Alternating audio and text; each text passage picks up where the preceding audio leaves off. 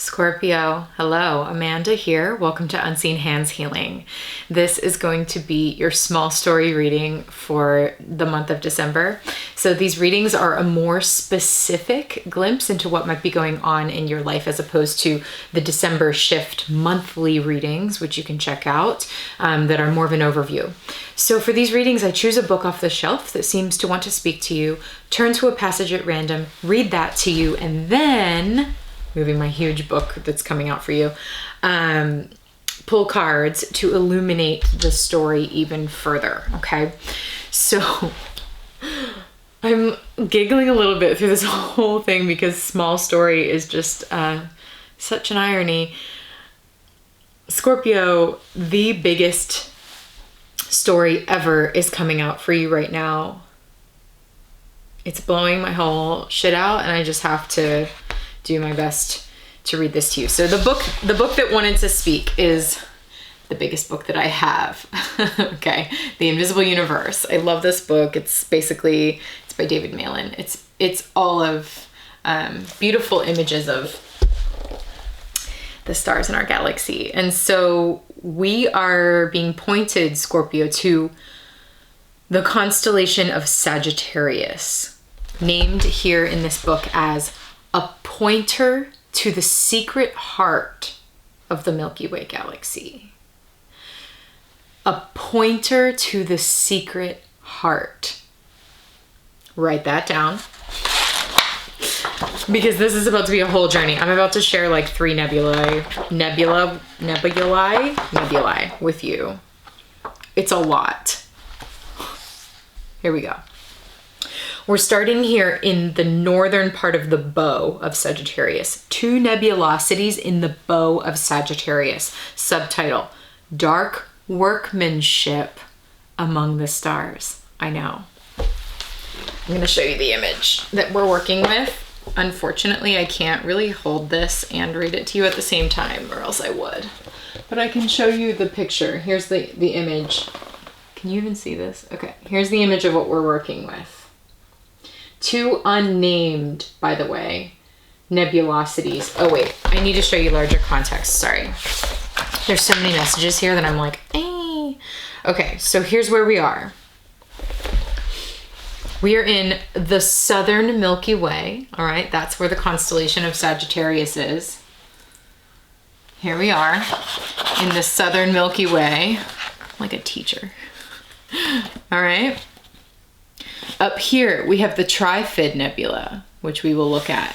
Here we have the Lagoon Nebula, and down here is where we just were, the 2 unnamed nebulosities that are actually not seen here, so don't listen to my fingers. You can't actually see them, or at least you can't see the stars that they are born from. Okay, so this is the larger context of this part of the Milky Way we are looking at. I want to draw your attention to this river of dark that runs through the whole thing. Okay. All right, I think I'm going to read that last. Let's go back to our friend, the 2 nebulosities. So here we are zoomed in at the bottom part of that context photo I just showed you. I'm going to read this beautiful thing. Maybe you can still see it a little bit. Okay, there we go. Humana. Okay. A bright yellow star by the name of Caus Borealis is seen towards the northern end of the bow of Sagittarius. The name is a mixture of Arabic and Latin, combining the words for northern and bow. A few degrees west of it is the bluish star Nunki, star of the proclamation of the sea, according to ancient Babylonian legends. Though these stars are not seen in our photograph, together they direct the eye toward a delicate patch of red and blue light, too faint to have acquired a popular name and too beautiful to be overlooked. I think that's important here. Too faint to have acquired a popular name, but too beautiful to be overlooked. This gentle scene is set against an uneven field of faint yellow stars, as you can see, like tiny buttercups strewn on stony ground. The flowers are the old yellow stars that are seen in huge numbers toward the galactic center in Sagittarius, okay? And the bare patches are where they are hidden by foreground dust, which winds through the picture. That's this. This is what this reading is about, and that's what I want to draw your attention to, the dark dust. Among the buttercups are delicate blooms of red and blue separated by the winding lanes of darkness. That's what we're focusing in on. Dark workmanship among the stars. The misty colors here arise in the same way as those in the nearby Lagoon and Tryfit Nebulae, which we'll look at now. And this delicate tracery, the darkness, is probably part of the same large, mostly dark cloud at a similar distance, about 5,000 light years away. And I'm going to read you a little poem. It says, "Dust as we are, the immortal spirit grows like harmony in music. There is a dark, inscrutable workmanship that reconciles discordant elements, makes them cling together in one society." William Wordsworth, A Poet's Epitaph. Whew. Nope, we're just getting started. Here we go. The Lagoon Nebula. It's good. Okay. It's a workout. The subtitle here, A Nest of Young Stars. That's right. Okay, what am I reading you from this? I'm not going to read you the whole thing. But again, we're honing in. Let me see if I can point this out to you. I'm going to have to get closer. Okay. We're honing in here now on these dark little rivers that run through the nebula, which I promise will become illuminated. But here's what I want you to hear. The bright nebulosity around the stars also reveals the presence of dust as a scattering of tiny dark globules silhouetted against the glowing gas. These small dark clouds are likely the breeding places of stars. A nest of young stars, and the dark clouds being the breeding places. Hold on, we're not done yet. Okay, now where are we going? Now, here's the Tryfit Nebula. Now we're honing in even more on those dark pathways, these dark traces, which are the place that this whole nebula was born. Okay, can I hold this and read it to you? Maybe. Okay, all I want to read from this is, to see a world in a grain of sand and a heaven in a wildflower. Hold infinity in the palm of your hand and eternity in an hour. William Blake, Auguries of Innocence. Okay, and now we're going to zoom in on the Tryfit Nebula. So we've essentially zoomed in on this beautiful red part here. There it is. Okay, so again, focusing on this dark part as the birthplace of the stars that you see in this picture. Here we go. Okay, this is a fun one. Okay, trying to get the glare out of here. The center of the Tryfit Nebula, a star cluster at the crossroads. The long, sometimes violent creation of stars happens in secret, dusty places, and is at first detectable only as heat, not light. Until recently, perhaps until less than 1 million years ago, the stars at the heart of the Tryfit Nebula were hidden in this way. Now the stars are clearly visible, as you can see, but signs of their dusty beginnings, are scattered all around. These stars form a compact group, the three brightest clustering at the junction of some dark markings. Though these stars were easily visible to the early telescopic explorers of the Milky Way, the dust lanes were only dimly perceived. They were seen to divide the nebulous background into three sections, hence the descriptive term Tryfit, meaning cut into three. The stars and dust are together in both space and time. The hottest star of this young compact cluster radiates enough energy to both illuminate the nebula and to etch away at the dusty cloud from which the stars so recently emerged. In this photograph, we see the light from the hot stars reflected in blue from the diffuse dust of the nearby dusty lanes, and in red from the hydrogen associated with the dust. One more time. Marvel at our frickin' universe. Promise we're almost done. We are already at 10 minutes. I already knew this was going to happen. Unbelievable. Okay, here's the last thing I'm going to read to you. We're coming back full circle now to the full image of this entire part of the Sagittarius section of the southern Milky Way. We just visited the unnamed nebulosity, this Lagoon Nebula, and the Tryfit Nebula. And here we go. Okay, the southern Milky Way, the dusty road to the galactic center. The center of our galaxy, the Milky Way, lies 25,000 light years away in the direction of Sagittarius.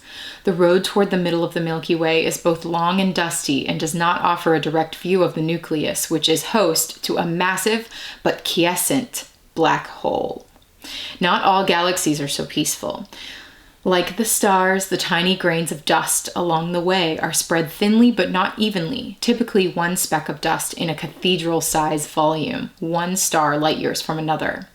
But the sight line is many light years long, and along the way, it crosses many cathedral-sized volumes.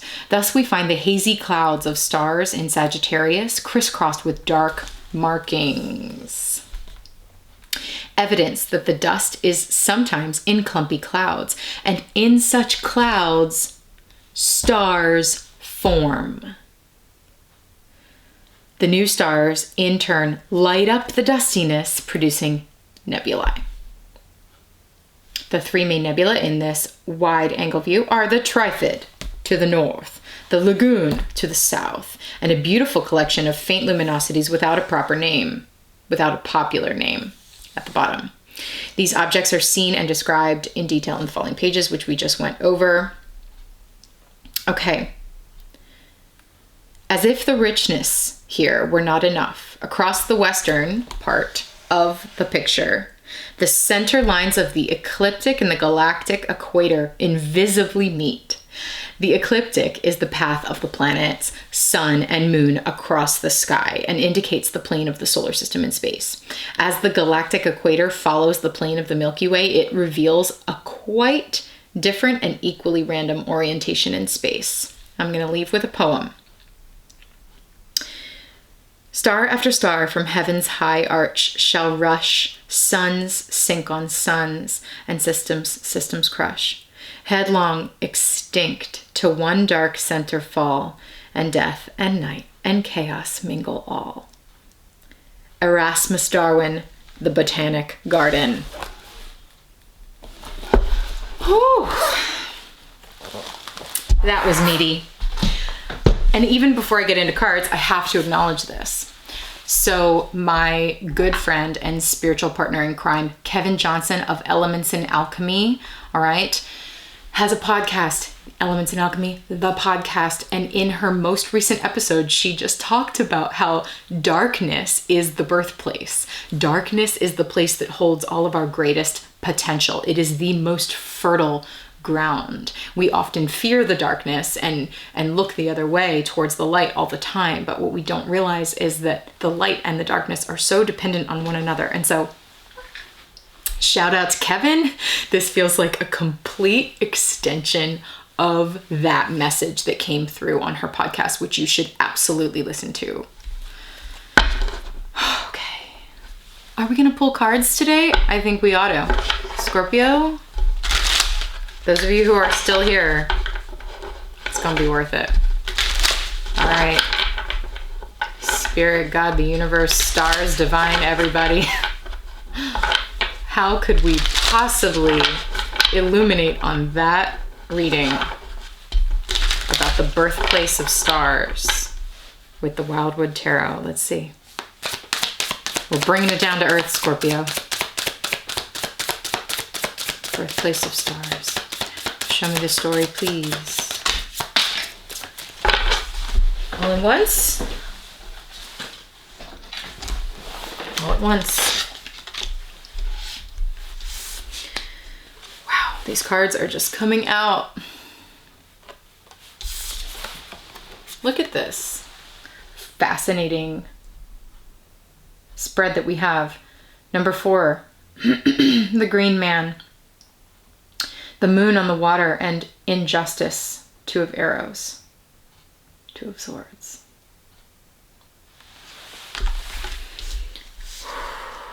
Give me a second.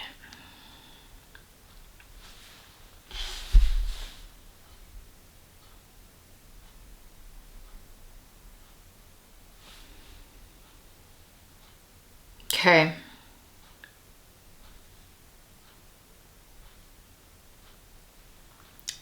Wow. 1 second.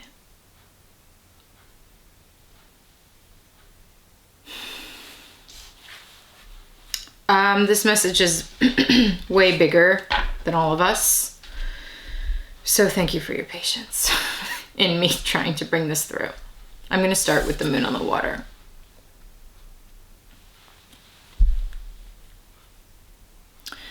So what I'm seeing in this card so far, I'm seeing this here as the birthplace. The reflection of the moon in the water. And it's interesting because in some of the passages in this book, they talk about the nebula, like the difference between, there's different kinds of nebula, and one of them is a reflected nebula, which seems to me like some sort of play of the light, and like this interplay of light and darkness that creates a reflection, which is what we see from Earth. And that's sort of what I'm seeing here. There's this interplay when the moon is full, which, by the way, the last full moon of the decade here, full moon in Gemini, is coming up in a couple of days from the time of this recording. And so what I'm seeing here is this interplay between light and shadow when the moon is full. It's not as bright as the sun. The sun can still create shadows, but the sun is much more illuminating. When we're looking at the moonlight, it's more, we can see more or feel perhaps intuitively this interplay between light and dark. And it's also interesting because a full moon is literally an opposition between the sun and the moon. Oversimplified as light and dark. This opposition, a line of pull, a line of tension between light and dark that is necessary actually for the spark of life, the spark of creation. I'm just seeing this as the primordial soup from which all of the creatures of the earth are born. And, you know, the moon card talks so much about mysteries. It also talks about Cancer energy, which is the gestation. It is the womb of creation. And so here we have this cosmic womb space showing up as the moon, this cosmic feminine, this cosmic gestation, primordial soup, right at the center of your reading. The place of greatest unknown is the place of greatest potential. That's essentially the summary of Kevin's podcast, which you should just seriously go listen to, because especially like towards the end, all of this mind-blowing shit just came out that I'm still sort of sitting with in my body. the place of greatest unknown, the place where we really cannot see where our lives are going, is the place of greatest potential. The full darkness is so ripe with potential. I think that what I just said is speaking to the new moon eclipse on the 26th of December. But right now we are at the full moon in Gemini, which is some form of culmination, some form of release that allows us to then descend into that darkness of womb space, that darkness of creative potential, and essentially come out the other side of these eclipses, another Capricorn Cancer eclipse axis, one of which, the new moon eclipse, is going to be on the 2019 side of things in Capricorn. The other in Cancer is a full moon eclipse in 2020. So it's like, this is the birth canal, the final release as we are created into what we are truly meant to be, as Kevin talks about in her podcast, in 2020, which, by the way, is the year of the Emperor, because if you add 2020, you get 4. Number 4 is the Emperor card in the tarot, which is the card that we see here in the Wildwood, depicted as the Green Man. This is the one, in this card particularly, the Green Man looks like a magician, right? He's concocting something. Something is brewing here, Scorpio. Something majorly is brewing, and this is about action. This is about look at the spear in this one's hand, taking action on your life. Taking action on your life, stirring the pot. And number 4 is all about structure. The year of 2020, the year of the Emperor, is all about what is the structure, like you becoming, okay, great. So you're being born from the primordial soup out into what you are meant to be. So what is the structure? What are you meant to be? What is the role that you are stepping into? What is your rightful place, And then interestingly, we have the Two of Swords. There's a sense of injustice. Now, this is where, so these are like larger collective energies that are absolutely affecting you, Scorpio, but here's where it starts to get Scorpio specific.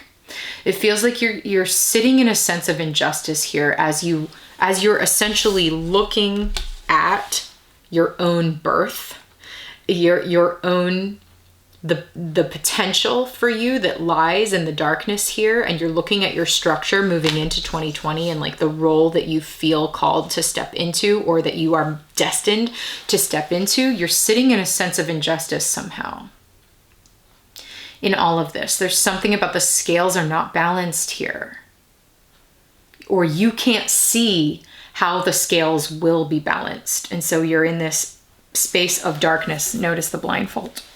Pardon me. Behind that blindfold is darkness. Unable to see.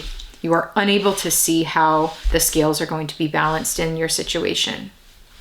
Okay, we have to end this part of the reading. So I'm going to go over to Brian Froud's Fairies and get some fairy guidance for you here to end this part of your reading, Scorpio. What is the fairy guidance? This is it. I don't even have to shuffle. It's right at the bottom of the deck. It's the Ra.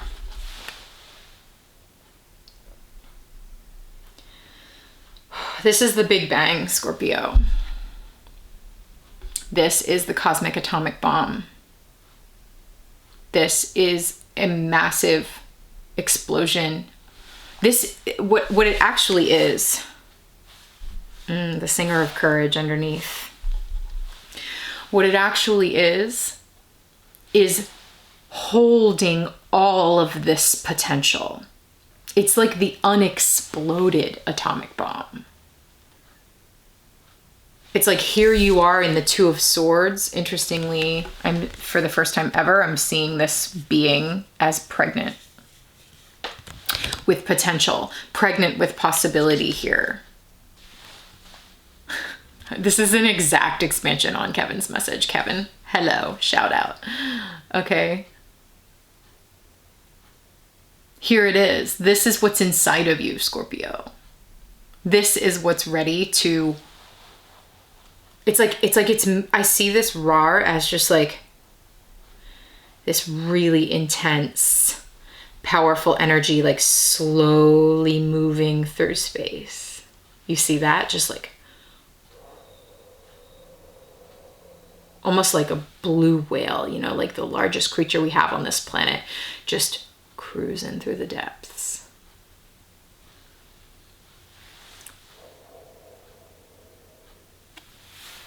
I'm telling you, Scorpio, something's brewing. Something massive. Massive to the scale of the galaxies, at the galactic center, like this.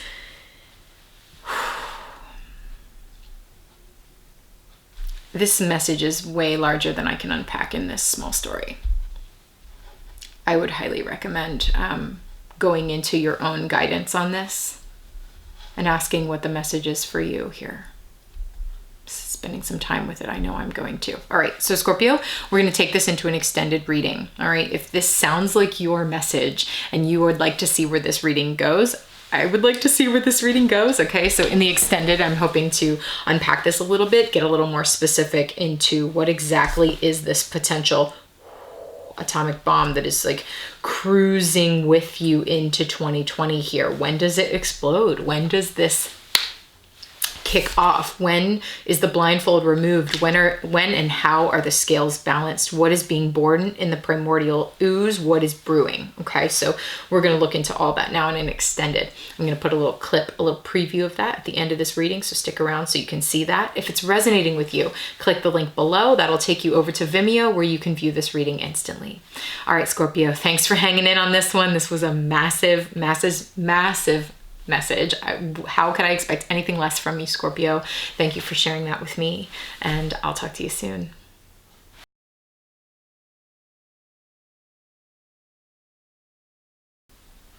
They're showing me this parallel of a star being born in the dust, the darkness.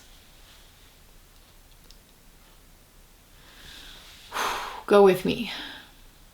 I'm trying to understand it. Whatever star you came from, Scorpio, whatever you have been. Ooh, whoa. Sorry, just hit me with the emotion of that. I just saw 2727. The star that you have been, I think, is dying. And the reason you are in this darkness is because a new star of you is about to be born.